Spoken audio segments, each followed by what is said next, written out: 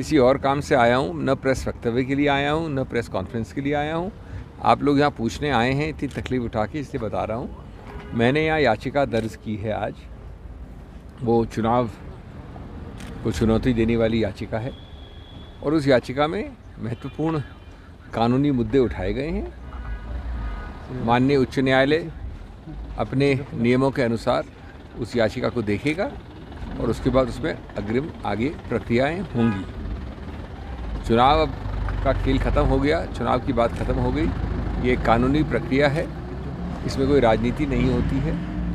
और एक ऐसा थोड़ा सा विचित्र सा नियम है कि ऐसी याचिका दायर करने के लिए भी याचक को खुद पेश होना पड़ता है।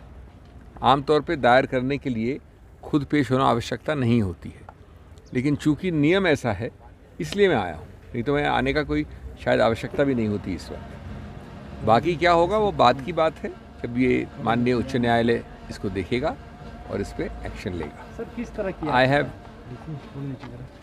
याचिका का जो मूल स्रोत है, जो मूल उसमें ग्राउंड लिया गया है, वो संक्षेप में सिर्फ इतना है कि ये धारणा, ये प्रचलन या ये इंटरप्रिटेशन किसी नियम का जिसके अंतर्गत जिसका नाम अगर टाई में, अगर बराबरी में जिसका नाम निकले वो हार जाए, ये धारणा, ये प्रचलन, ये इंटरप्रिटेशन कानूनी रूप से गलत है। ये आमतौर पे संस्कृति में, सोच में, कॉमन सेंस में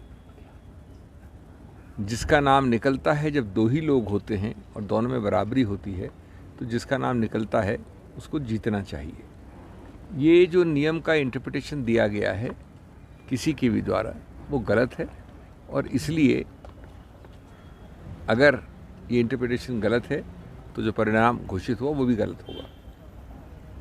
ये भी मानना है कि जो एक्ट है, जो कानून है, उसमें ऐसा कोई नियम नहीं है। जो रूल है उसके नीचे, उसमें भी ऐसा कोई नियम नहीं है, लेकिन नियम का एक धारणा या एक इंटरप्रिटेशन दिया गया है, उसको चुनौती दी गई है। I have not come here for a press conference, I have not come here for dealing with the press. I happen to be here for a legal process. All the elections are over, politics is over. This is a challenge to the election purely on legal grounds.